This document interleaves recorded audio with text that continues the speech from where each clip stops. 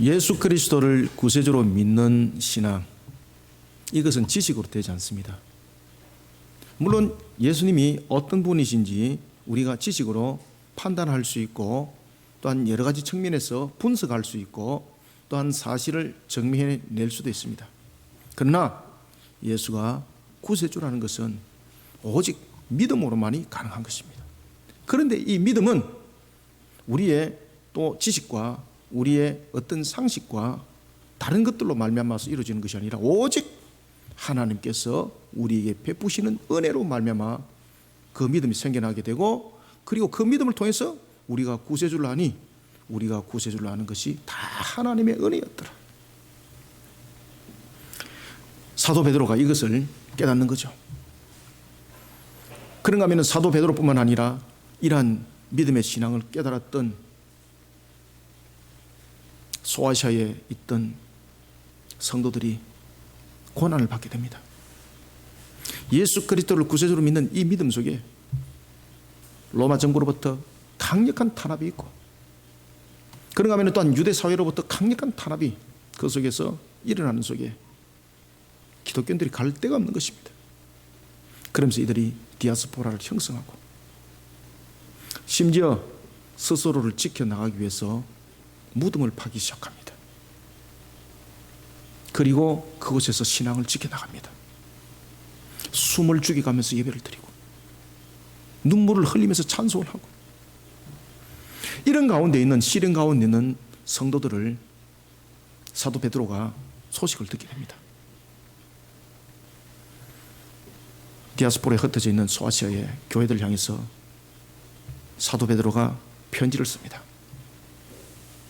우리가 비록 지금은 죄악된 세상 속에 고난과 핍박 속에 살아갈지라도 우리에게는 참된 소망이 있으니 그것이 바로 천국 새하늘과 새 땅입니다.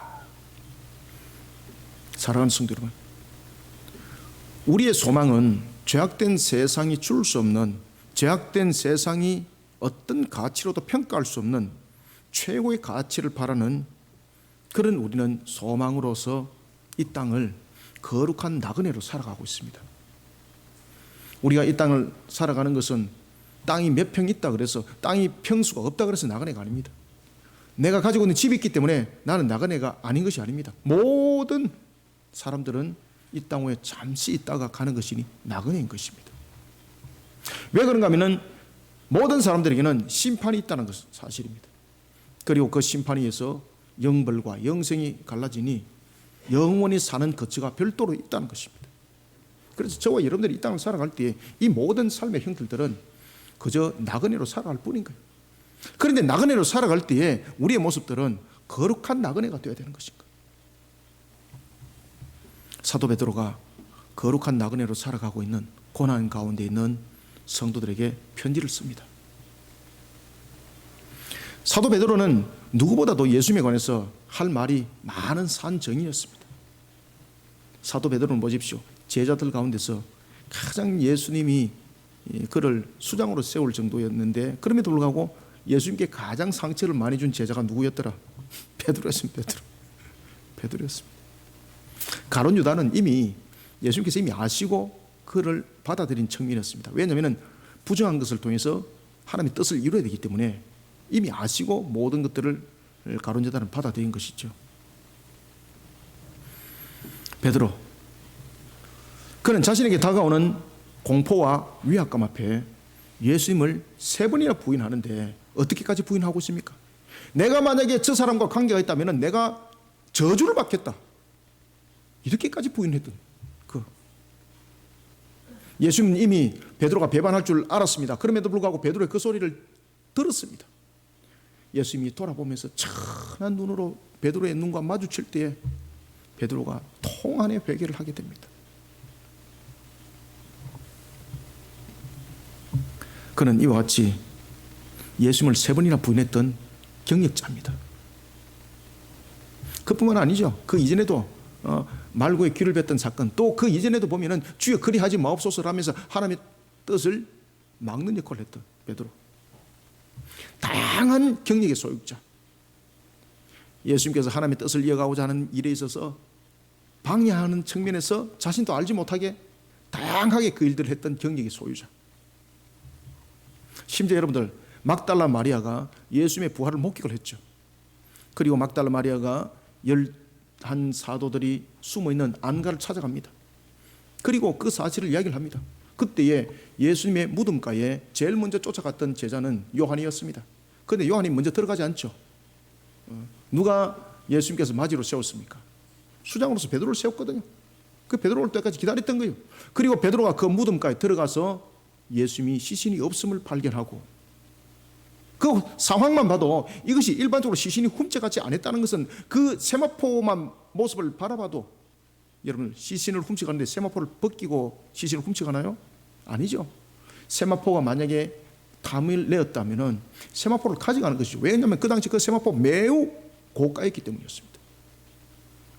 예수님의 시체만 달랑 훔쳐갈 이유가 없습니다. 왜냐하면 그 당시에 예수님의 무덤가는 누가 지키고 있었나요?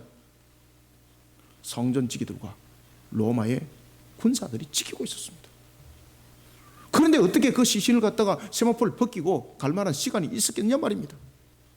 그것만 보더라도, 야, 이게 마리아가 봤던 부활의 주님을 봤다라는 그 고백을 그는 믿음으로 바라봐야 되는데, 그는 무덤가에 예수님이 없음을 보고 그는 어떻게 생각하더라? 돌아가면서 근심하더라. 무슨 근심을 했을까요? 예수님의 시신을 누가 훔쳐갔는가 근심하면서 가더라. 이게 여러분 베드로입니다. 이런 베드로를 비롯한 제자들 앞에 부활하신 예수님이 직접 나타나셨던 거예요.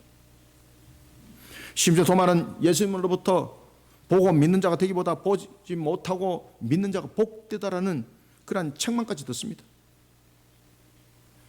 이후에 부활의 증인이었던 제자들의 사역은 이전과 달랐습니다. 완전히 달랐습니다.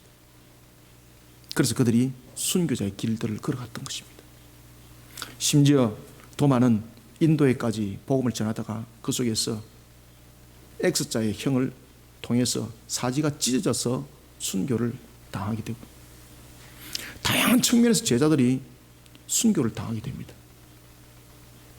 그때에 오늘 본문에 등장하는 베드로는 야사에 의하면 십자가를 거꾸로 십자가에 못 박혀서 죽었더라라고 야사에 실리기도 했습니다. 그때에 베드로가 십자가에서 달렸을 때에 그의 입에서는 찬양이 흘러나왔습니다. 야사에 의하면 베드로가 십자가에 못 박히기 전에 베드로 부인이 먼저 죽음을 당합니다. 그때 베드로 부인의 그 음성 속에서 베드로를 격려하고 위로합니다. 그리고 베드로가 죽을 때에 나는 주님의 배반자이니 주님의 못을 박은 자니 내가 어찌 주님과 같은 모습으로 죽을 수 있느냐, 나를 거꾸로 십자가에 못을 박아달라. 그러면서 거꾸로 십자가에서 가장 큰 고통 속에서 죽을 때에 그의 입에서 고통이 나오지 않았다는 것입니다. 찬양이 흘러나왔다는 것이죠. 왜 베드로는 그와 같은 고통 속에서 그렇게 예수님이 자신의 스승이 그렇게 당했기 때문에 천만에 부활에 대한 확신, 부활에 대한 사실에 대한 정인이었기 때문이었습니다. 제자들이 이와 같이 흩어진 상태 속에서 그들이 순교를 당한 것을 두려워하지 않았던 것은 부활의 주님을 목격했기 때문이었습니다. 예수님의 부활은 단순히 죽고 났다가 살아난 사건이 아니었습니다. 예수님의 부활은 사망 권세를 이긴 부활이었기에 영생을 증거하고 있었습니다. 제자들이 이것을 알았던 거죠. 그래서 오늘 본문에 보면 디아스포라에 흩어져 있는 소아시아의 교회들 향해서 서신을 적을 때에 우리가 지금 세상을 살아갈 때 고난 가운데 있고 고통 가운데 살아가지만은 예수를 증거하는 그 사실에 예수를 구세주라고 믿는 그 믿음 속에 우리는 고난을 당하고 있지만은 우리는 거룩한 나그네를 살아가고 있으니 소망과 희망을 가져라. 이 메시지를 전할 수 있었던 것입니다. 예수님의 부활은 모든 저주에 관한 값이었습니다. 완전한 값을 지불하는 샬롬을 증거해내는 장면이었습니다. 예수님의 부활은 우리의 죄를 대속한 값이었기에 곧 우리의 부활이었습니다. 사도 베드로가 이 사실을 알았던 겁니다. 부활은 우리의 희망사항이 아닙니다. 부활은 현실이고 사실입니다. 그리고 장차 일어날 일입니다. 우리는 부활의 참된 증인이 되어야 합니다. 우리는 부활에 대해서 어떤 참된 증인이 되어야 될까요? 오늘 우리가 베드로가 증거하는 것을 통해서 세 가지 측면에서 우리는 부활의 참된 증인의 길들을 걸어가길 소망합니다. 먼저 우리가 18절을 한번 읽읍시다. 시작. 그리스도께서도 단번에 죄를 위하여 죽으사 의인으로서 불의한 자를 대신하셨으니 이는 우리를 하나님 앞으로 인도하려 하심이라. 육체로는 죽임을 당하시고 영으로는 살리심을 받으셨으니 아멘. 여러분들 지금 이 본문의 18절이 굉장히 신학적으로 중요한 내용들을 담고 있습니다. 이게 베드로가 부활의 주님을 믿는 믿음 속에서 신학적 측면에서 네 가지를 제시를 하고 있습니다. 아시겠습니까? 이게 여러분들 반드시 구별하고 잘 아셔야 됩니다. 그래야만이 19절이 해석이 됩니다. 그래서 이런 부분들의 해석이 주어지지 못하니까 19절에 예수님이 지옥에 가서 그 영들을 복음을 통해서 그들을 구원했더라, 이런 말도 안 되는 이제 소리들이 그 속에서 나타나는 겁니다. 특히 로마 가톨릭 주석에서 그 내용들이 중심을 이루고 있죠. 우리는 이 본문들을 통해서 우리가 조명해야 될 것이 있고, 그 다음에 이 본문들을 통해서 부활의 모습을 통하여 베드로는 무엇을 증거하고 있는가라는 것을 여러분들 깨달으셔야 됩니다. 그래서 우리는 참된 부활의 증인이 되기 위해서 먼저 첫 번째 18절부터 19절을 통해서 사망 권세입니다. 부활은 사망 권세를 물리친 겁니다. 물리칠 뿐만 아니라 사망 권세를 이긴 것이죠. 따라서 사망 권세를 물리치고 모든 것을 다 이루신 예수님의 십자가를 불의한 세상, 지금 19절이 어떤 내용을 담고 있는가 하면 불의한 세상을 담고 있습니다. 불의한 세상 속에서 담대히 그 사실을 증거해내는 참된 부활의 증인이 되어야 합니다. 사망 권세를 물리치고 모든 것을 다 이루신 예수님의 십자가를 불의한 세상 속에서 담대히 증거해내는 그런 우리는 참된 부활의 증인이 되어야 합니다. 그리스도가 이 땅에 오심과 죽으심의 목적은 무엇입니까?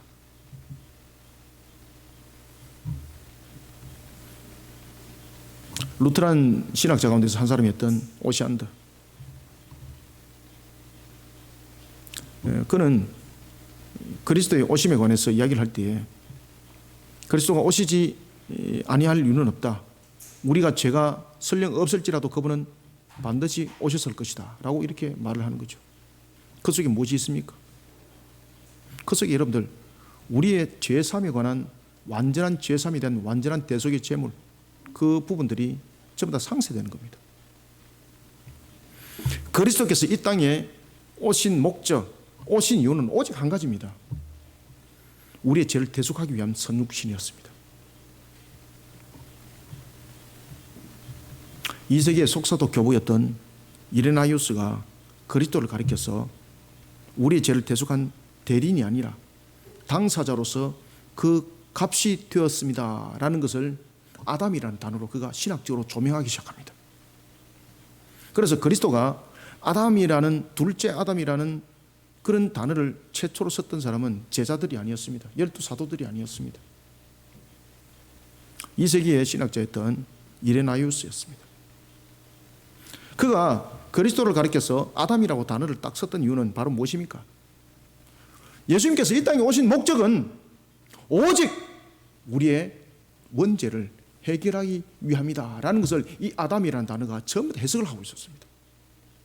그래서 그 당시에 이레나이우스라는 신학자는 그 당시에 교부였죠. 그가 이런 사실을 축약적으로 다 설명하기 위해서 한 단어를 등장시켰는데 그것이 바로 아담이었습니다. 아담.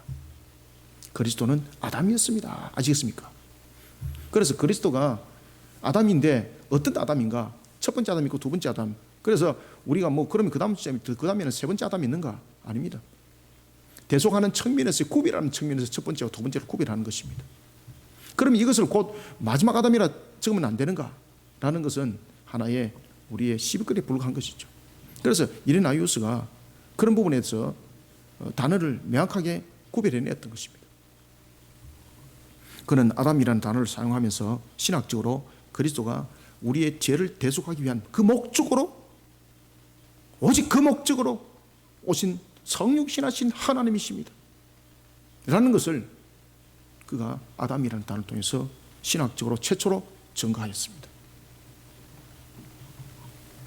그가 왜 이런 단어를 쓸 수 있었을까요? 바로 사도들의 가르침이 그 가르침이었기 때문입니다. 그래서 오늘 본문에 보면은 베드로가 18절에서 아담이라는 단어는 안 썼지만은 그 내용을 신학적으로 정확하게 지금 쓰고 있습니다. 속사도 교부였던 베드로와 바울의 가르침을 받았던 이그나티우스 뿐만 아니라 또한 그러한 가르침을 통해서 속사도들로부터 또한 가르침을 받고 또한 사도들로부터 가르침을 받고 그 가르침을 받았던 이레나이우스,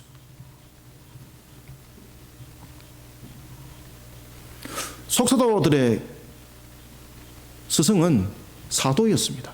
그래서 속사도라고 말하는 겁니다.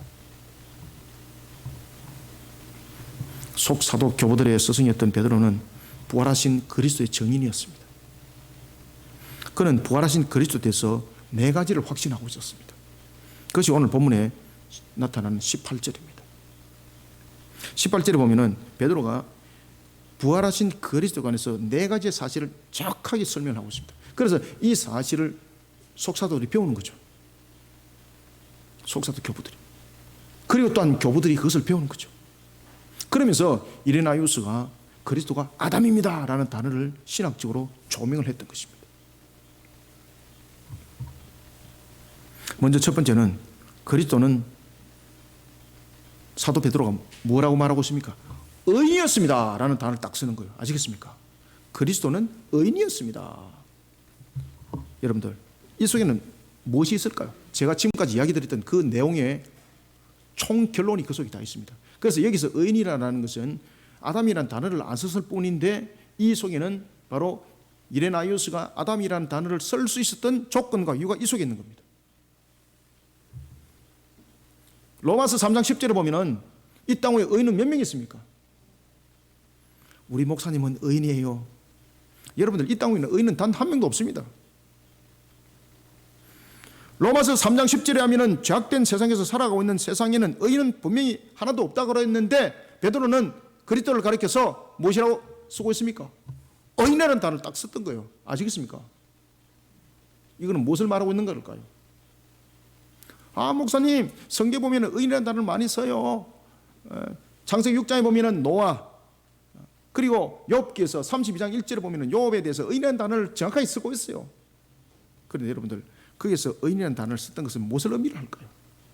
정말로 창세기 6장 9절에 보면 노아가 의롭다라는 것을 하나님께서 의롭게 여김인데 그것이 자신이 태어난 그 자체에서부터 의로움인가요? 원래부터 그가 의로운 자였는가요? 아니에요. 노아도 욥도 모두 죄인이에요.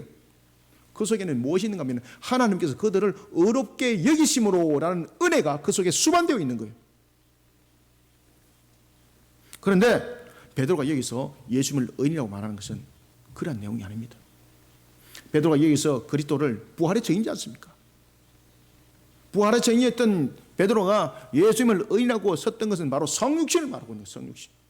그분은 하나님이셨습니다.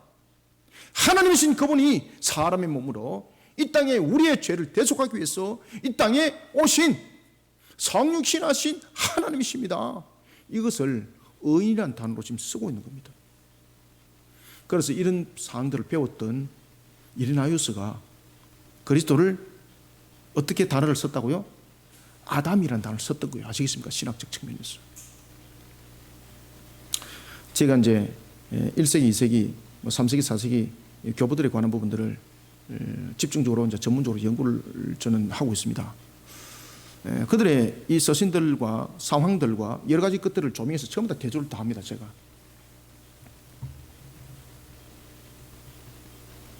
베드로가 이 말을 왜 썼을까라는 것도 그 속에서 분석이 됐던 겁니다.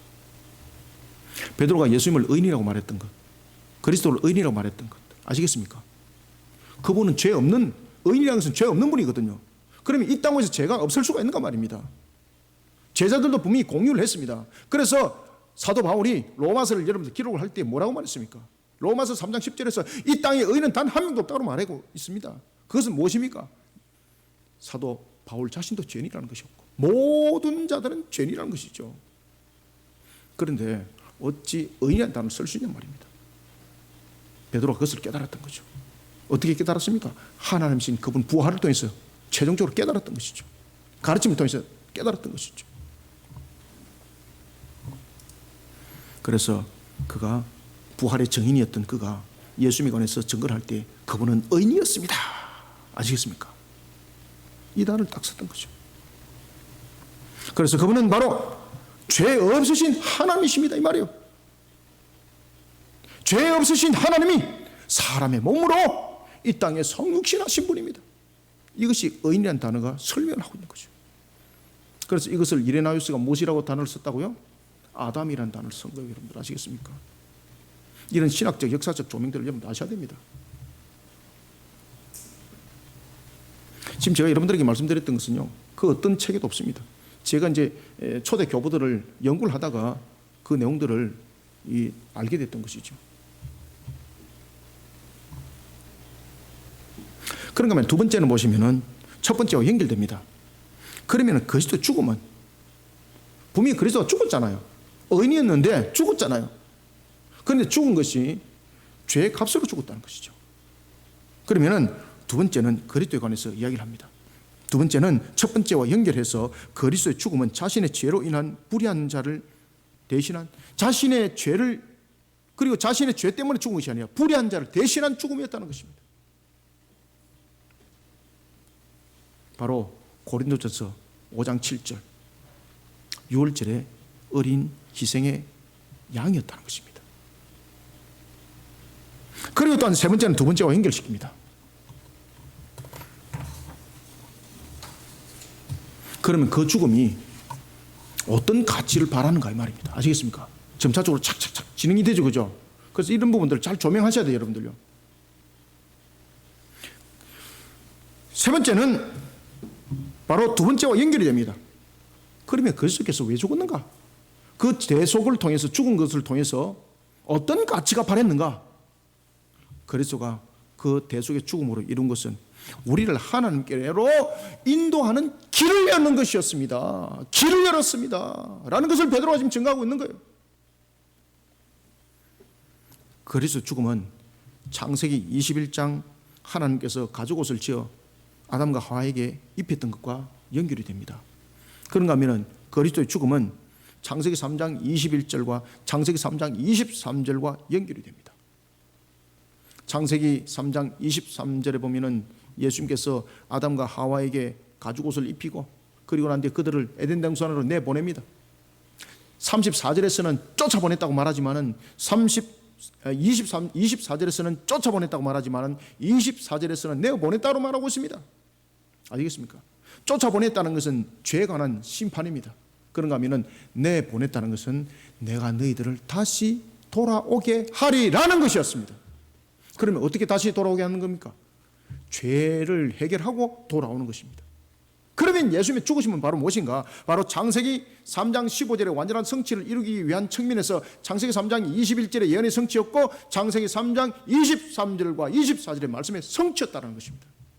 그래서 예수님의 대속의 죽음은 곧 우리로 하여금 하나님의 길로 하나님께로 가는 그 길, 하나님께로 나가는 인도하는 길이었다는 것입니다.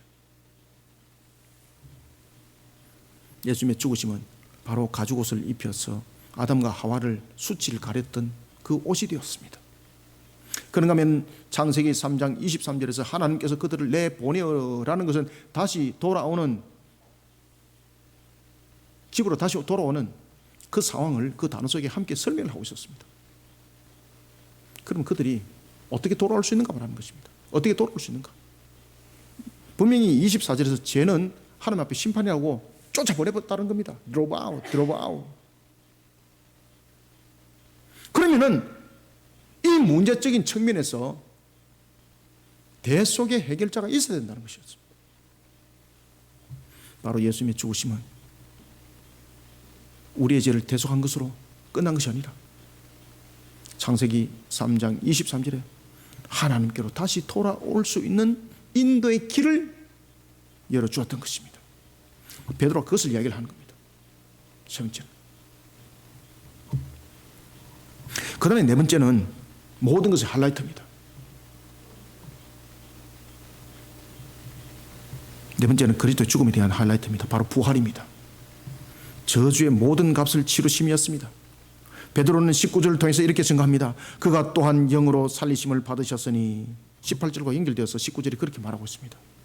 여러분들 이 말씀은요 무슨 말씀인가 하면 부활하신 그리스도에 관한 부분들을 하나의 비유적 측면에서 설명하는 거예요.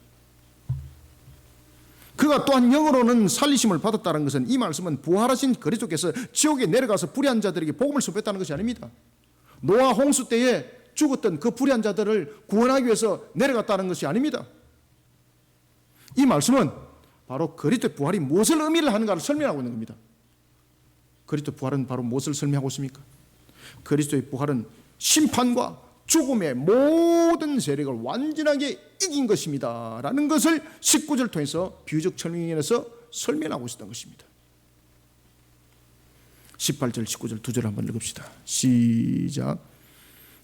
그리스도께서도 단번에 죄를 위하여 죽으사 의인으로서 불의한 자를 대신하셨으니 이는 우리를 하나님 앞으로 인도하려 하심이라. 육체로는 죽임을 당하시고 영으로는 살리심을 받으셨으니 그가 또한 영으로 가서 옥에 있는 영들에게 선포하시니라. 아멘. 옥에 있는 영들에게 선포한다는 것이 무엇이라고요? 예수님의 부활이 무엇을 말하고 있는가? 바로 죽음과 모든 권세를 이긴 것입니다 라는 것을 19절이 비유적 측면에서 설명하고 있는 거예요. 그래서 18절에서 그리스도의 부활에 관해서 설명할 때 그가 그리스도의 죽으심은 죽으사 의인으로서 죽으신 것이다. 그것이 첫 번째죠. 그 다음에 두 번째는 불의한 자를 대신하여서 죽으신 것이다. 그죠? 세 번째는 무엇입니까? 세 번째는 그 죽음은 우리를 하나님께로 인도하는 죽음이었습니다. 그 다음에 네 번째는 무엇입니까? 부활의 총 하이라이트, 그의 죽으심으로 영으로는 살리심을 받으셨습니다. 아멘. 이것이 18절에 전부 다 네 가지 단락이 이렇게 주어지는 겁니다. 예수님의 부활이 사실이라는 것을 자신의 두 눈으로 그는 보았습니다. 자신의 두 귀로 부활하신 주님의 음성을 들었습니다. 베드로뿐만 아니라 11 제자가 여기에 대해서 동일한 증인이었습니다. 이런 11 제자들에게 예수님께서 요한복음 20장 29절에 보면은 이런 말씀을 하셨습니다. 그래서 요한도 부끄러웠던 자기의 모습을 그 복음서를 통해서 기록을 하는 것. 그 당시에 주님으로부터 어떤 부끄러운 말을 들었는가 하면 이런 말을 들었다는 거죠. 보고 믿는 자보다 보지 못하고 믿는 자가 복되다. 이 말씀을 들었다. 참 부끄러웠다. 여러분, 우리는 부활의 주님을 육신의 눈으로 본 사실이 없습니다. 그러나 우리는 부활의 주님을 믿음의 눈으로 바라봅니다. 우리의 지식으로, 우리의 상식으로 이루어지지 않습니다. 알베르트 슈바이처가 이사야서 53장에 관한 내용을 가지고 논문을 썼습니다. 여러분들이 잘 알고 있는 바로 의사였습니다. 그가 이 부활 문제를 다뤘습니다. 부활은 이게 거짓말이라는 거죠.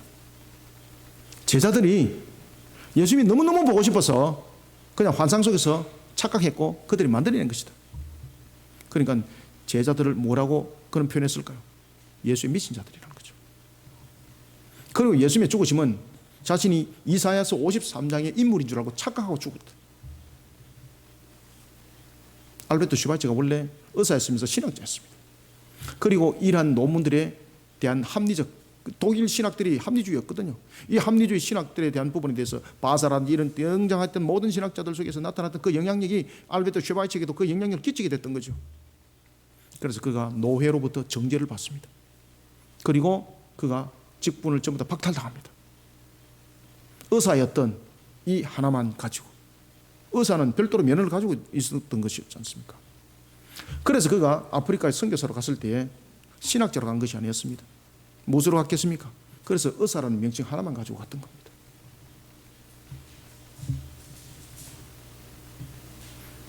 여러분들, 우리가 예수님을 눈으로 본 사실은 없습니다. 그럼 제가 여러분들에게 물어보겠습니다. 역사 속에서 우리가 인물이 있었는데 세종대왕에 대해서 여러분 본 사실이 있습니까? 여러분들 거북선 타고 이순신 장군이 다닌 길을 봤습니까? 그런데 왜 이순신 장군 이야기할 때 거북선 이야기합니까? 본 사실도 없으면서. 목사님 그거 역사책에 보면 다 있어요. 여러분 예수님 부활한 사실 보면 다 있습니다 이게.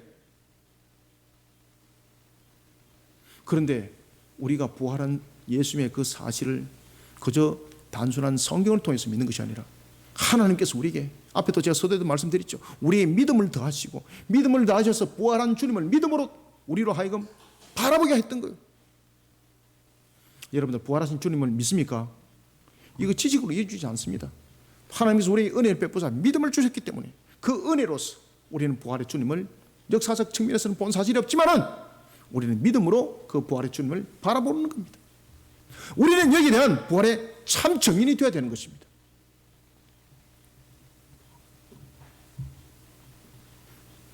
본 사실이셔야 증거하죠. 여러분들 예수님께서 부활하여서 성천한 그 내용을 500여 형제들이 바라봅니다. 바라보면서도 성경은 이렇게 말합니다. 지금 성천하신 주님을 바라보면서도 믿지 않는 자들이 있더라. 놀라운 사실입니다. 그래서 하늘에서 음성이 들립니다. 너희들이 본고로 그대로 주님은 이 땅에 다시 오실 것이다. 심판하기 위해서 이 땅에 오실 것이다. 우리는 부활의 열매입니다. 우리는 부활의 증인입니다. 사망 권세를 물리치고 모든 것을 다 이루신 십자가, 이를 통한 죄사함의 진리를 불의한 세상 가운데 우리는 담대히 증거해야 될 부활의 증인입니다. 요한복음 17장 20절부터 24절을 보면 주님께서 우리를 이 땅에 두신 목적이기도 합니다. 우리는 부활의 증인으로서 이 땅에 남겨두신 자들입니다. 부활의 증인이 되기 위해서는 사실을 알아야 합니다. 그래서 우리는 믿음의 눈으로 오늘도 주님을 바라보는 겁니다. 그러니 주님께서 11사도들에게 말씀을 하시기를 보고 믿는 자보다 보지 못하고 믿는 자가 복되다고 말씀을 주신 것입니다. 사랑하는 성도 여러분, 예수님의 십자가를 불의한 세상 속에서 담대히 증거해 나가는 믿음을 가진 참된 부활의 증인들이 되시기를 소원합니다. 우리는 이런 속에 우리의 모습들을 세워나가야 됩니다. 우리는 이러한 부활의 주님을 우리는 건강하게 증거하기 위해서는 우리는 두 가지 측면에서 또한 우리가 만들어 나가야 될 것이 있습니다. 우리가 부활의 주님을 건강하게 증거해 나가기 위해서는 우리가 믿음만 가지고도 이루어지지 않습니다. 여러분들이 잘 아시는 것처럼 분명히 주님께서는 불의한 세상 속에 교회를 세우셨습니다. 십자가의 값으로 세우셨습니다. 증인이 되기 위해서는 또한 준비가 되어 있어야 됩니다. 베드로에게 부활의 증인이 되기 위해서 예수님께서 부활의 주님을 보이셨습니다. 노아에게 120년의 방주의 그 기간을 통해서 증인이 되기 위해서 주님께서는 또한 그에게 깨달아 알게 하셨습니다. 이런 것처럼 우리가 부활의 참된 증인이 되고 그런 속에 우리가 세상에 부활의 주님을 담대하게 증거하기 위해서는요, 우리는 두 가지의 모습이 또한 갖춰져야 되는 것입니다. 먼저 첫 번째는 부활의 방주를, 구원의 방주를 건강하게 만들어야 합니다. 우리의 모습들을 통해서도 우리가 이제 발견해 나오고 이런 모습 속에 우리가 하나하나 새 내려갈 때에 우리는 두 가지 측면에서 이러한 방주들을 만들어 가야 되는데, 그래서 우리는 20절부터 21절 통해서 먼저 깨달아야 될 것은, 두 번째는 구원의 방주 되시는 주님입니다. 구원의 방주 되시는 주님 품으로 죄악된 세상의 영혼들을 이끌어내는 그런 사에게 순종과 우리는 충성을 다해야 됩니다. 20절을 우리 한번 읽어봅시다. 시작.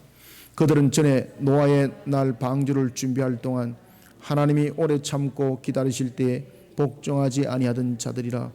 방주에서 물로 말미암아 구원을 얻은 자가 몇 명뿐이니 겨우 8명이라. 아멘. 우리는 부활의 주님을 세상 가운데 담대하게 증거해내기 위해서는요, 우리의 믿음의 틀을 견고하게 세워나갈 수 있는 측면에서 우리가 준비해야 될 것이 있습니다. 그래서 우리는 20절부터 21절을 통해서 구원의 방주 되시는 주님의 품으로 제약된 세상의 영혼들을 이끌어내는 사역, 이 사역에 순종과 충성을 다하는 그런 참된 부활의 증인이 되어야 됩니다. 이런 부활의 참된 증인이 되기 위해서는 제가 앞에도 잠깐 말씀드렸던 것처럼요, 우리가 준비해야 될 것들이 있습니다. 자, 먼저 우리가 창세기 6장을 한번 봅시다. 창세기 6장에 보면은 죄악된 세상을 향해서 하나님께서 심판을 단행하기 전이었습니다. 그때에 하나님께서는 노아에게 무슨 말씀을 먼저 줍니까? 120년이라는 말씀을 하십니다. 창세기 6장 3절에 보면은 그러나 이 120년은 단순한 시간적 흐름의 120년이 아니었습니다. 이 120년은 분명히 노아에게 명령함이 있었던 것입니다. 바로 이 120년은 바로 준비하는 기간이었고 증거하는 기간이었습니다. 그래서 우리가 구원의 방주 되시는 주님의 품으로 제약된 세상의 영혼들을 이끌어내는 사역을 우리가 순종과 충성을 통해서 이끌어 나갈 때에 참된 부활의 정의는 오늘 본문의 말씀을 통해서 먼저 준비해야 될 것 속에서 순종과 충성이 있고, 그 다음에 증거해야 될 부분에서 순종과 충성이 있다는 두 가지를 구분해서 보셔야 되는 것입니다. 그저 준비도 되어 있지 않는데 나가지고 그냥 뜬다고 되는 것인가? 아니라는 거예요. 그래서 우리는 오늘 베드로 전서를 통해서 베드로가 왜 이 말씀을 우리에게 주고 있는가, 하나님께서는 왜 베드로를 통해서 우리에게 이 말씀을 주고 있는가를 여러분 깨달으셔야 되는 거예요. 노아에게 허락하신 120년, 그 120년은 단순하게 방주를 만드는 기간이 아니었습니다. 그 120년은 바로 방주를 만들 뿐만 아니라 동시에 죄악된 세상을 향해서 복음을 전가하는 선포의 기간이었습니다. 그런데 더 놀랄 사실은 그럼에도 불구하고 이 120년 기간 동안에 노아가 여러분들 얼마나 그 주변의 환경들을 통해서 자신들의 형제들을 통해서 복음을 많이 전했겠습니까? 그런데 아무도 안 믿더라. 심지어 여러분들 노아가 이런 이야기를 하고 있을 때에 노아를 어떻게 했을까요? 노아를 죽이려고 하는 거예요. 두려움 속에 그가 사명을 감당하는 겁니다. 성경은 말합니다. 그러한 120년 기간 동안에 그가 방주를 만들면서 또한 구원의 복음을 전하면서 회개를 전하였을 때에 우상 숭배가 가득했던 세상에서 오히려 노아를 향해서 위협을 가하더라. 그러면서 방주에 들어간 사람은 몇 명뿐이었더라? 베드로가 증거하고 있습니까? 노아를 비롯한 가족의 8명뿐이었더라. 노아와 노아 아내, 셈과 셈의 아내, 그죠?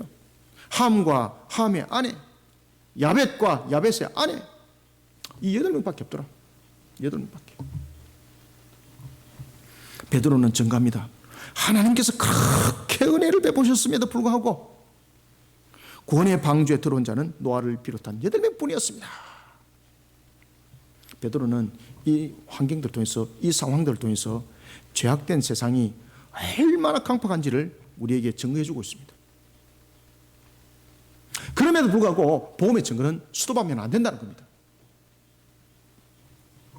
베드로는 20절에서 증거하기를 노아의 구원 또한 그의 행위로, 그의 본성으로 구원받은 것이 아니라는 겁니다. 어떻게 구원받았다고 말하고 있습니까? 물로 씻음 받아서 구원받았다는 거예요. 물로 씻음 받아서.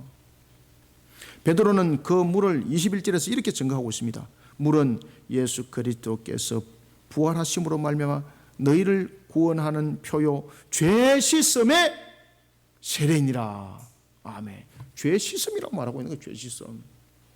그러니 노아의 결국은 구원도, 그들의 8 가족들의 구원도 노아의 아들이었기 때문에, 노아의 며느리였기 때문에, 노아의 아내였기 때문에 그의 말에 마지못해서 따라와서 이것이 아닙니다. 그들이 방주에 들어갈 수 있었던 것은 하나님께서 그들에게 죄를 씻어서, 은혜를 베푸사 죄를 씻어서 그 구원의 방주에 들어가게 되었습니다. 여러분, 노아의 구원도, 우리의 구원도 자신의 선한 행위나 어떤 행위로 이루어지지 않습니다. 오직 하나님께서 베푸시는 은혜로 그 죄를 사함을 받았기 때문에 구원이 이루어진다라고 증거하고 있습니다. 세례는 죄인으로 있던 옛 사람이 죽고 새 사람이 다시 태어나는 그 고백을 담고 있습니다. 20절과 21절 두 절을 우리가 한번 읽어봅시다. 시작. 그들은 전에 노아의 날 방주를 준비할 동안 하나님이 오래 참고 기다리실 때에 복종하지 아니하던 자들이라. 방주에서 물로 말미암아 구원을 얻은 자가 몇 명뿐이니 겨우 8명이라. 물은 예수 그리스도께서 부활하심으로 말미암아 이제 너희를 구원하는 편이 곧 세례라. 이는 육체 더러운 것을 제하여 버림이 아니요 하나님을 향한 선한 양심의 간군이라. 아멘. 베드로가 증거하고 있는 것처럼 세례가 구원이 아닙니다. 세례는 죄 씻음입니다. 옛 사람이 새 사람으로 거듭나는 것입니다. 우리의 구원은 우리의 행위로 되는 것이 아닙니다. 예수님께서 우리의 대속의 제물이 되었기 때문에 그 피로 우리는 대속이 되는 것입니다. 세상의 영혼들을 향해 하나님께서는 베드로의 때에, 노아의 때에 120년의 기간 허락하신 것으로 죄악된 세상이 얼마큼 강팍한지를 설명하고 있습니다. 이 120년 기간 동안에 주님의 품으로 구원의 방주의 문으로 그 문이 활짝 열려져 있을 때에 글로 들어온 사람들은 노아의 가족 8명 뿐이었더라. 그러면서 우리에게 앞에 제가 잠깐 서두에 말씀드렸던 것처럼 그러면은 이런 강팍한 세상에, 이런 완악한 세상에 어떻게 해야 되는가? 그러면은 정말로 노아가 그렇게 120년 동안에 그 방주에서 예배를 하면서 복음을 전했는데 단 8명밖에, 그리고 거기에 탄 것은 짐승들 뿐이었더라는 거죠. 그러면 우리 보고 포기를 하라는 것인가? 그러나 베드로는 이 본문의 말씀을 통해서 우리에게 두 가지를 증거해 주고 있습니다. 우리는 어떤 부활의 증인이 되어야 되는가? 우리는 세상의 영혼들이 하나님의 품으로 많이 돌아올 것을 계산해 가지고, 그리고 또한 그 숫자를 내가 계산해서 그들을 끌어모으는 집단이 아니다. 이 8명은 무엇을 말하고 있는가 하면 구원의 수는 작다라는 것만이 말을 하는 것이 아니라 구원은 하나님의 모든 것의 선택이고 하나님의 결정이라는 것입니다. 그러니 우리가 해야 될 것은, 이 구원의 반열 속에서 해야 될 것은 어떤 부활의 증인으로 우리 모습이 세워져야 되는가? 바로 순종과 충성이라는 것입니다. 그러면 순종과 충성적인 측면에서 우리는 어떻게 이 부분들을 준비해야 되는가? 첫 번째는 두 가지 측면에서 순종과 충성인데, 그 첫 번째는 바로 앞에도 말씀드렸던 것처럼 방주를 건강하게 만들어야 합니다. 방주를 건강하게. 창세기 6장 14절부터 16절에 보면 하나님께서 노아에게 방주를 만들도록 명할 때 외부의 모양만 말씀하지를 않았습니다.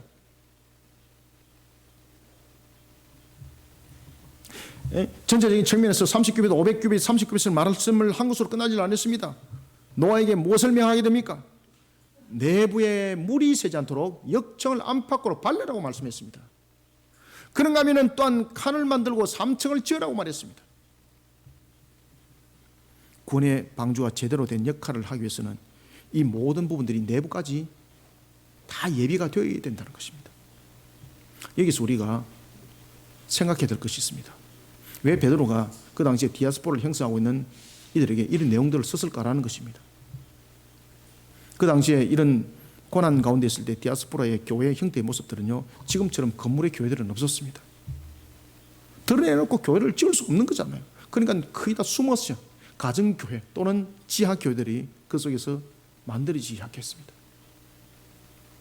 그러면 베드로가 이 내용들을 통해서 이 모든 상황들을 알고 있는 그가 왜 오늘 본문에 이와 같이 방주에 관해서 이야기를 하고 있고 노아에 관해서 이야기를 하고 있고 8가족에 대해서 이야기를 하고 있을까라는 것입니다.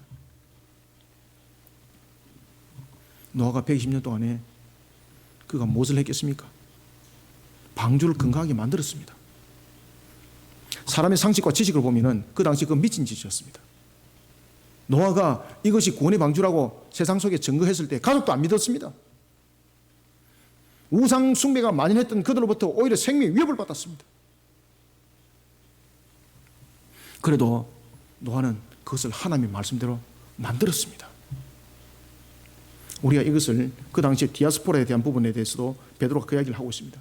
지금 이 말씀을 우리가 교회라는 방주의 실정에 비춰보겠습니다. 우리는 교회를 가리켜서 구원의 방주라고 일컫습니다. 맞습니까? 교회는 구원의 방주가 되기 위해서는 어떻게 되겠습니까? 교회가 구원의 방주가 되려면요, 제일 먼저 하나님의 말씀이 살아 움직여야 합니다. 하나님의 말씀을 안 가르치는 것은 교회가 아닙니다.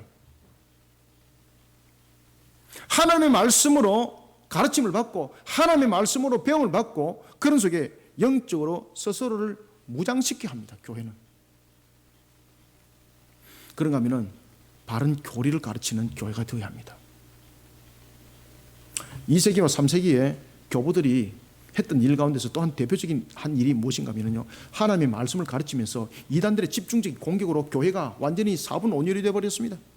특히 영지주의 이단들에 의해서, 에비언주의는 그냥 왔다가 사라진 부분이었지만 이 영지주의 이단들을 통해서 그들이 당했던 공격은 교회를 완전히 공중 분해를 시킬 정도였습니다. 이 이단들이 교리적인 측면에서 요소요소로 공격을 가했던 것입니다. 그러면서 2세기와 3세기 교부들이 깨달았던 것입니다. 아하, 하나님의 말씀을 우리가 정확하게 쉽게 신앙으로 이해할 수 있는 교리를 만들어야 되겠구나. 그렇게 해서 교리 학교가 만들기 시작했습니다. 자신들이 사비를 들여서 교리 학교를 만들고, 그리고 그 속에서 후진들을 양성하면서 교회 일꾼들을 세워나갑니다.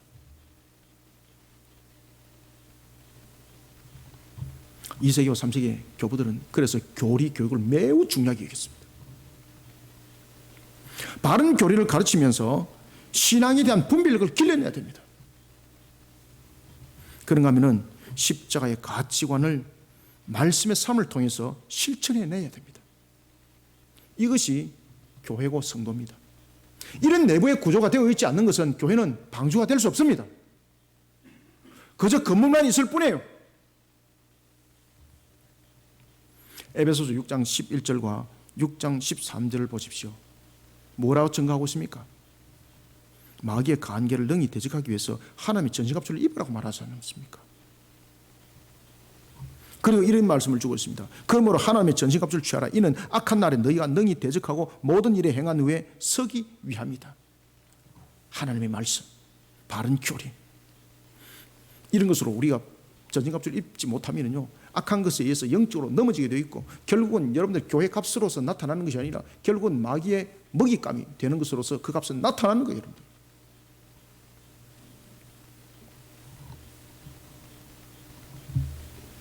그러니 하나님의 전신갑주를 입는 수고, 이 하나님의 전신갑주를 입는 수고를 아끼지 않아야 됩니다. 여기서 순종을 다해야 되고 여기서 충성을 다해야 되는 것입니다. 가르치는 자는 가르치는 데 대해서 충분히 배워야 하는 것이고, 그러면서 또한 가르치는 데 순종하고 충성을 다해야 되는 것이고, 또한 배우는 자는 또한 배우는 데 있어서 그 말씀에 순종하고 배우기를 충성을 다하는, 이런 부분들이 내부 구조가 먼저 형성이 되어 있어야 됩니다. 이런 내부가 형성이 되지 못한 상태에서 영적 전투를 나가니까 100점 100패를 당하는 겁니다. 마귀가 더 잘하는 거죠.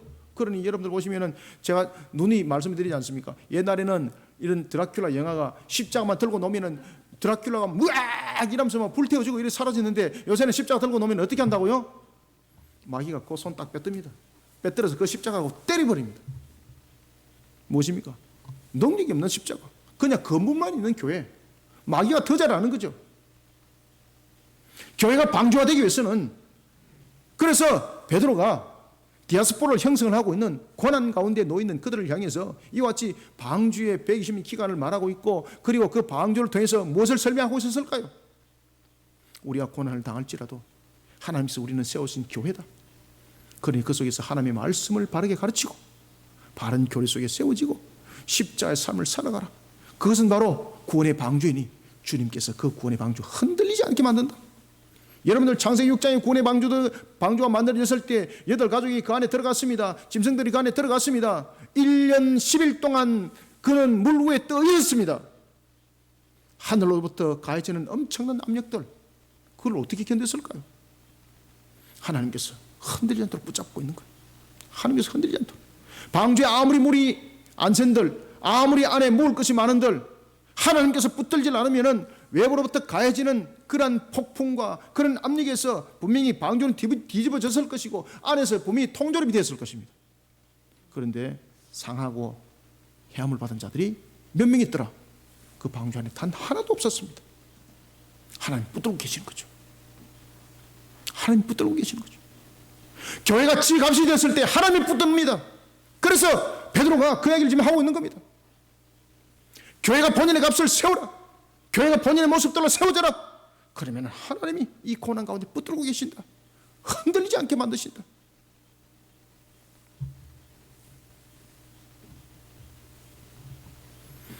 그 다음에 두 번째는 방주 안으로 영혼들을 불러 모으는 사이에 순종과 충성을 다해야 됩니다. 방주는 분명히 하나님 말씀대로 다 만들어놨는데 부르지 않으면 방주는 빈 그릇이 되는 겁니다. 그러면 방주는 있을 존재 이유가 없는 겁니다. 하나님의 명예에 노아가 순종할 때 어떻게 했습니까? 방주로 그들을 부르는 겁니다. 이때에 120년 동안 회개 복음을 전했지만은 방주 안에 들어온 자는 겨우 8명 뿐이었습니다. 그러나 우리는 여기서 기억해야 될 것이 있습니다. 그것은 뭔가 하면은 그러나 하나님께서 구원하시고자 예정하신 구원의 백성은 모든 민족 가운데 있다는 사실입니다.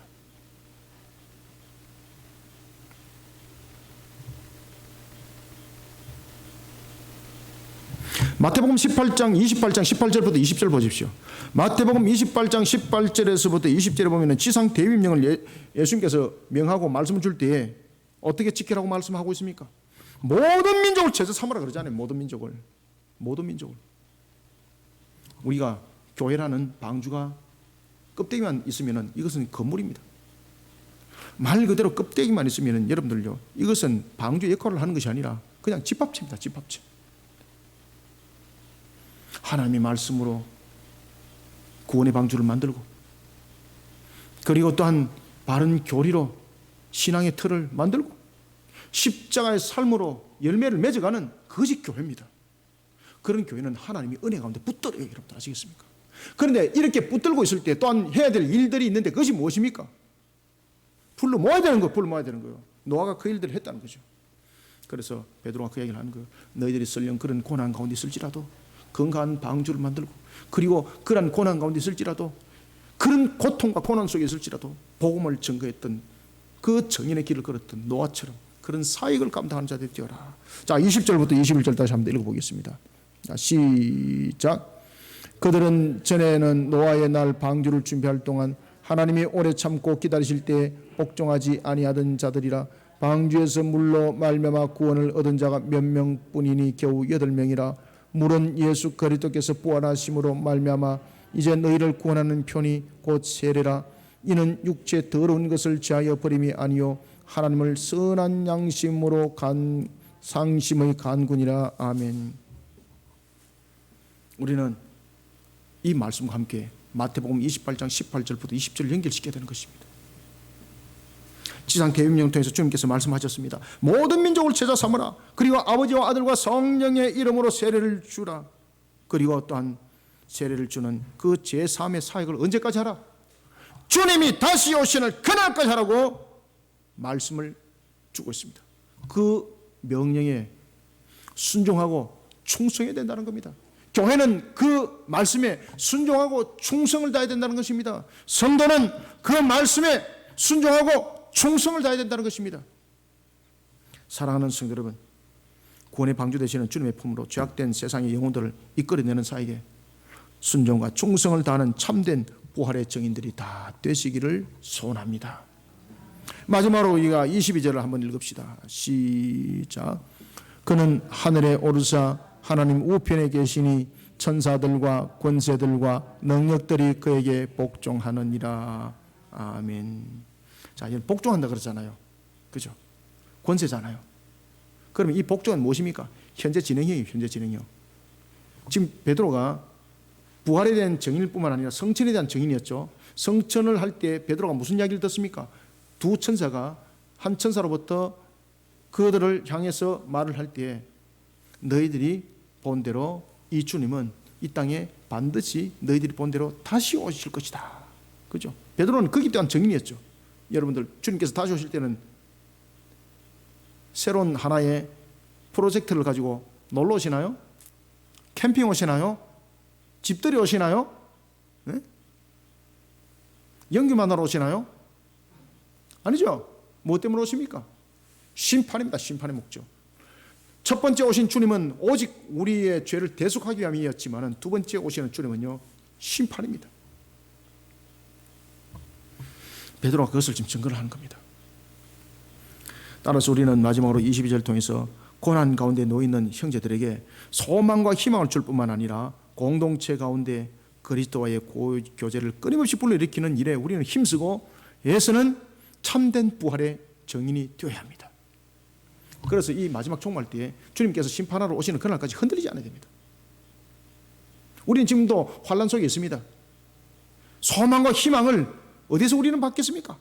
서로 안의 성도들의 교제를 통해서. 주님의 다스림은 어떻게 일어나나요? 아시겠습니까? 성도들의 교제 속에서 일어납니다. 그래서 중요한 것은요, 주일도 성도들의 교제가 매우 중요합니다. 세상 속에서 자신의 잘났던 것 자랑하지 마시고요, 주님 안에서 부활의 소망을 가지고 교제를 가지십시오. 그 그리스도 안에서 교제는요, 우리에게 힘을 주고 우리에게 은혜를 주고 능력을 더하여 줍니다. 이 일들을 위해서 힘쓰고 애쓰는 부활의 참된 부활의 증인이 되어야 되는 거예요, 여러분들요. 베드로가 그래서 그들에게 소망과 희망을 주는 데 있어서 다시 한 번 더 격려하고 동의하지 않습니까? 주님께서 지금도 그 권세로 다스리고 있다. 그러니 소망과 희망을 잃지 마라. 우리 눈에는 보이지 않지만, 우리가 고난 가운데 있지만 두려워하지 마라. 마치 여호수아에게 이야기하는 것처럼 담대하라. 부활의 증인이었던 베드로는 예수님의 성천에 대한 증인이었습니다. 그리고 예수님께서 남기신 말씀에 대한 증인이었습니다. 사도행전 1장 11절에 의하면 성천하신 주님을 바라보고 있는 제자들에게 천사가 증거합니다. 너희 가운데서 하늘로 올려주신 이 예수는 하늘로 가심을 본 대로 오시리라. 베드로는 이 사실에 대해서 훗날에 이렇게 그는 증거합니다. 뭐라고 증거하는가 하면 그는 이렇게 증거합니다. 우리 주 예수 그리스도의 능력과 강림하심을 너에게 알게 한 것이 교모한 말로 만들어낸 이야기가 아니다. 우리는 그의 크신 위엄을 친히 본 자들이다. 그리고 그 하늘의 음성은 정확하다.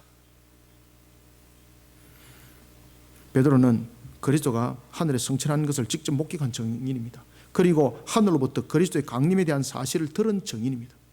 그렇지, 그가 이렇게 이야기하잖아요. 이것을 교모하게 만들어낸 이야기가 아니다. 우리는 그 크신 위엄을 친히 봤다. 그에 대한 사실의 증인이다. 만들어낸 이야기 아니다, 이거. 이런 그리스도가, 베드로가 이야기합니다. 이런 그리스도가 성천하셔서 지금도 자신의 교회를 친히 다스리고 있다는 거예요.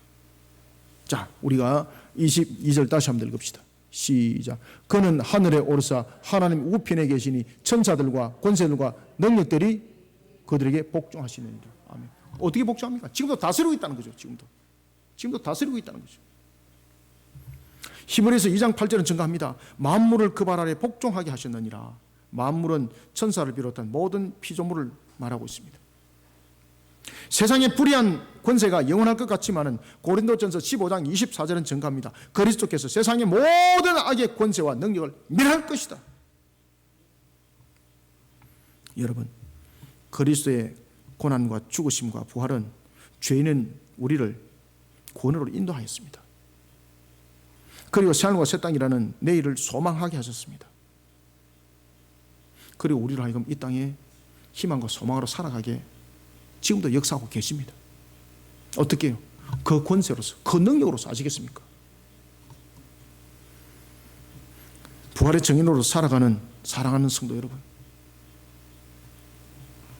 우리는 힘든 세상을 지금 살아가고 있습니다. 저도 지금까지 살아오면서 지금 살아가는 것이 제일 힘든 것 같아요. 그죠? 저는 보릿고개는 경험해보지 못했습니다만 참 힘든 세월을 살아가고 있어요.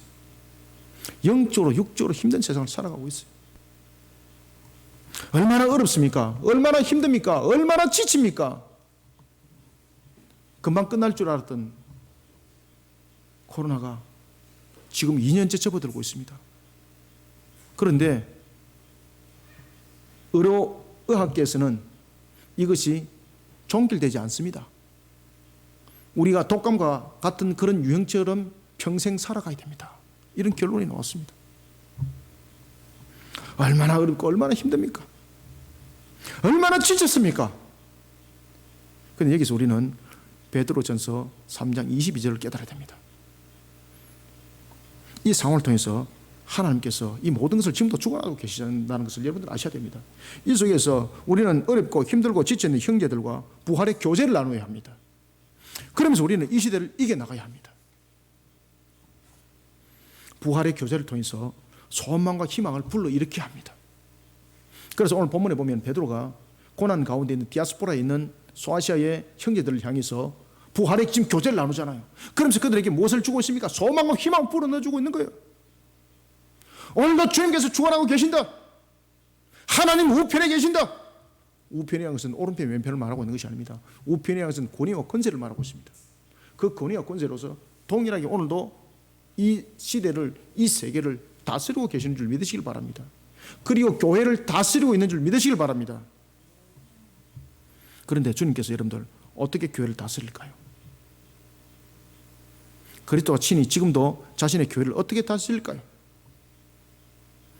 부활의 분명한 신앙을 가지고 있는 사랑하는 성도 여러분, 주님이 우리를 다스리는 방법이 있습니다. 그것은 뭔가 하면 성도들의 사역을 통해서 다스립니다. 그래서 성도들의 교제가 매우 중요합니다. 부활의 분명한 신앙을 가지고 성도들이 교제를 나누는 것 매우 중요합니다.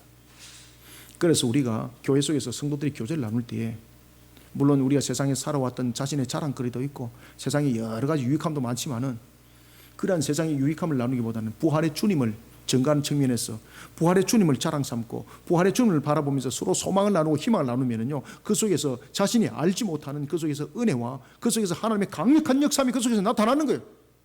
그런 속에 주님이 우리를 다스려요. 왔는데 온갖 세상 이야기나 하고 있고 이러면은 여러분 주님이 다스릴 여유가 없어요. 왜? 세상이 다 뺏겨버리는데 뭐.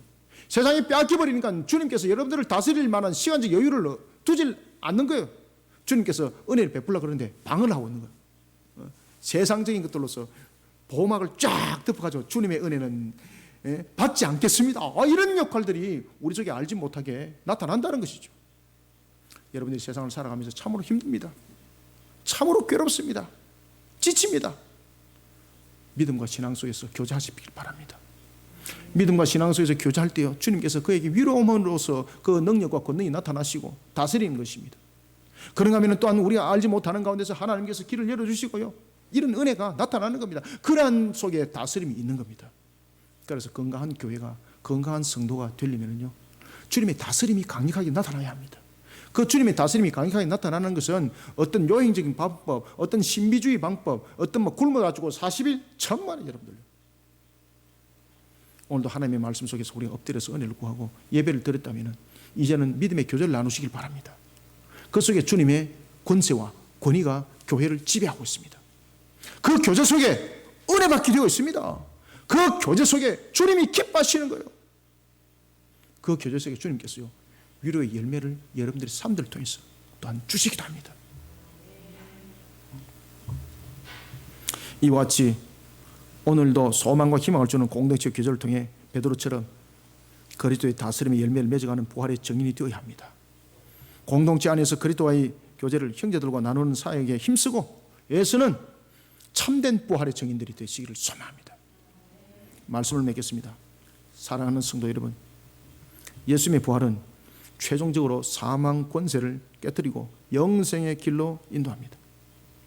죄악된 세상이 우리를 향해 모멸감을 주고 비아냥거리고 위협을 가할지라도 노아처럼 베드로처럼 부활의 참된 증인의 길을 걸어가는 저와 여러분들이 되어야 합니다. 부활의 참된 증인의 길을 걸어가기 위해 우리는 먼저 준비하는 자가 되어야 합니다. 준비가 없이, 방주도 준비하게 하셨습니다. 준비가 없이 어떻게 우리가 부활의 참된 증인이 되겠습니까? 에베소서 5장 23절의 말씀처럼 그리스도는 교회의 머리고 주인입니다. 교회는 구원의 방주입니다. 그러나 교회가 구원의 방주가 된다는 것은 건물의 교회를 말하는 것이 아닙니다. 하나님의 말씀이 없고 바른 교례 가르침이 없고 말씀을 따라 살아가는 십자가 삶이 이루어지지 못하는 교회는 구원의 방주가 아닙니다. 앞에서도 말씀드렸던 것처럼 그저 건물에 불과한 것입니다.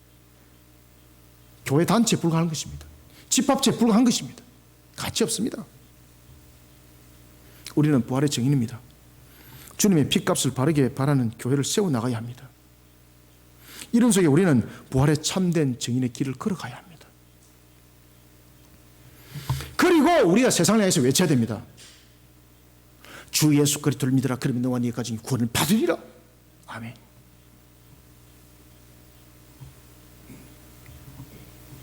구원과 심판을 바르게 증거하는 부활의 증인들이 됩시다. 그리고 또한 형제들에게 부활의 소망과 또한 희망의 교제를 끊임없이 불러일으키는 그 일에 힘쓰고 애쓰는 그 사역을 통해서 주님의 강력한 역사를 일으키는 부활의 참된 증인들이 되시기를 주님의 이름으로 축원합니다. 살아계신 하나님 아버지, 주께서 오늘도 우리에게 주신 말씀으로 우리의 영을 새롭게 하여 주시고 우리를 이렇게 세워주시니 감사합니다. 눈에는 보이지 않지만 살아계신 하나님을 바르게 증거해 나가는 부활의 참된 증인이 되기를 소망합니다. 세상 사람들은 주님이 어디냐라고 말할 때 우리는 증거합니다. 오늘도 하나님 우편에서 모든 것을 다스리고 계신다고. 부활의 주님을 또한 증거할 때 우리는 교회를 통하여 하나님의 말씀으로 그리고 바른 교리로 십자가의 삶을 통해서 먼저 교회의 값을 바르게 세워나가고 그리고 또한 구원의 방주를 만든 것으로 끝나는 것이 아니라 그 값을 다하면서 모든 민족 가운데 있는 구원의 백성들을 불러 모으는 노아의 120년의 사역을 감당하는 교회로서 우리는 참된 부활의 증인의 길에 들어서기를 원합니다. 이란 속의 부활의 증인 주님께서 반드시 기억하시고 이 땅의 삶들을 통해서도 하나님의 영광의 길들을 걸어가기에 부족함이 없도록 비선과 기원과 히데일과 유보라가 되게 할 줄 믿습니다. 하나님 오늘도 주신 말씀으로 우리의 성도들이 그저 지식을 쌓게 하지 말게 하시고 이 말씀으로 우리의 인격들이 껴 일어나게 하여 주시며 오늘도 주신 말씀으로 우리의 신앙들이 조명되어지고 하나님께서 말씀하신 대로 그 뜻을 지켜 준행하는 길을 들어서게 하여 주옵소서. 하나님 부족한 종의 입술을 통하여 증거하였지만은 이 말씀이 능력의 말씀이 되게 하사 옛날에선 금의 말씀이 혼과 육과 골수를 찔러 쪼개 주님의 산 역사를 일으키기를 소망하나이다. 하나님 이런 속에 또한 이 말씀 속에 우리 성도들 은혜의 담비 속에 복된 소낙비 하나님 영광에서 달려가기 부족함이 없는 말씀이 되게 또한 성령님 역사여 주시옵소서. 예수님의 이름으로 기도드립나이다. 아멘.